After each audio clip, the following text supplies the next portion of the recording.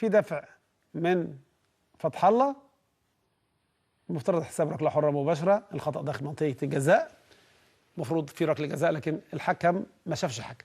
هدف الفوز وترجيح لإنبي دقيقه 36 من زمن الشوط الثاني. شكينا كلنا ان في تسلل. العبره وقت انطلاق الكره. ارجع للزاويه السابقه دي، لا الزاويه اللي قبل دي، لو امكن زاويه التسلل، ونقول قررنا ورأينا فيها ايه. يمكن الاخوه كابتن مدحت وضيوفه تطرقوا ليها. انا شايف ان مفيش تسلل وان الهدف صحيح. وقت انطلاق الكره نكمل. هقف هنا، لا هقف وهي ارجع كمان خلف. ادي وقت خروج الكره. مهاجم انبي اللي احرز الهدف، اقف يا وائل لو سمحت. رجل خارج منطقه الجزاء ورجل داخل منطقه الجزاء، يعني رجل داخل والرجل الاخرى خارج. مدافع الزمالك تقريبا واضح تماما ان هو كله داخل منطقه الجزاء.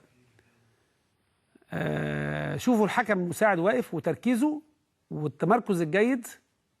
انا شايف قرار صائب، ليس هناك تسلل. تميز للحكم المساعد. طبعا هنا لما وصلت له الكره كان خلف المدافعين. القرار صحيح والهدف صحيح.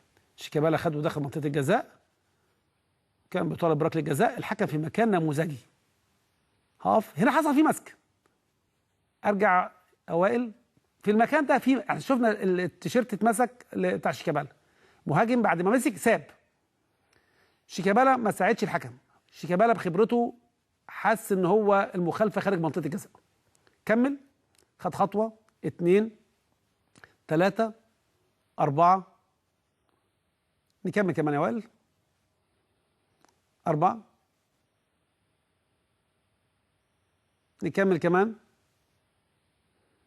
أنا عايز أقول هنا لو في أي تلامس كان يبقى في ركله جزاء. نكمل كمان. هل في مخالفة في الرجل؟ احنا سلمنا. أرجع للخطوة السابقة وائل، لأنها واحدة من الحالات الصعبة جدا. هنا أي لمسة، لو احنا قلت قبل كده في حالة لو المدافع عطس في اللعبة دي يبقى في ركله جزاء. هكمل. راس عمرو زكي يعني حاجب عننا رؤى شويه. هكمل الخطوه الجايه كمان. واحده من الحالات الصعبه جدا. قد يكون في تلامس من الرجل في الرجل هي تسببت في سقوط شيكابالا. حسب رؤيتي المسك كان خارج منطقه الجزاء. شيكابالا جري، نجح بذكاء ان هو ياخد المدافع في ظهره. الملاحقه دي اي لمسه هنا، ارجع خطوه واقل، اي لمسه هنا تستوجب احتساب ركله جزاء زي اللعبه السابقه بتاعه فتح الله ومهاجم انبي. انا اقول ان في لمس خفيف تسبب في سقوط شيكابالا. الحكم كان على بعد خطوات وكان عنده زاويه رؤيه جيده، لكن نحترم قراره. متروكه برضو للحكم. مش سقوط تمثيل دوت. يعني قد يكون شيكابالا حصل فيه لمس في الرجل، لكن في كل الاحوال الحاله السابقه اللي كان اقف لي لو سمحت لي. الحاله السابقه كان في مسك لشيكابالا خارج منطقه الجزاء. هو كان بيحاول يجري يوسع لنفسه، عايز يسدد، عايز يجيب جول. يعني لما اتمسك جري وحاول بطريقته عايز يدخل ويكسر او يقطم ويجيب الكره ناحيه رجليه الشمال.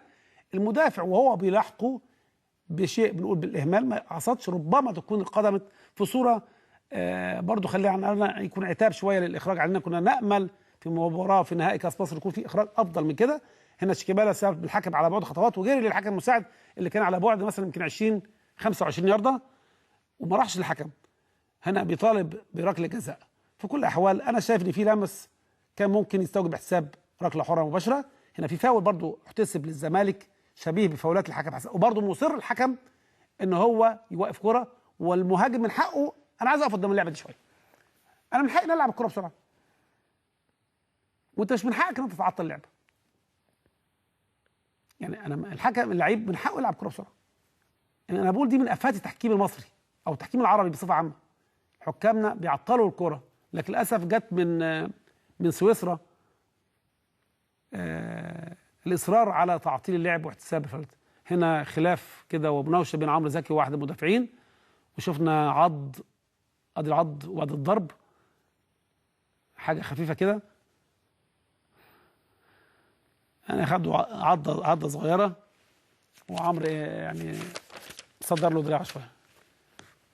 في كل الاحوال اخر حاجه موجوده عندنا فوز انبي 2-1 وتتويج بالكاس للمره الثانيه. الحالات اللي احنا يعني اعتبنا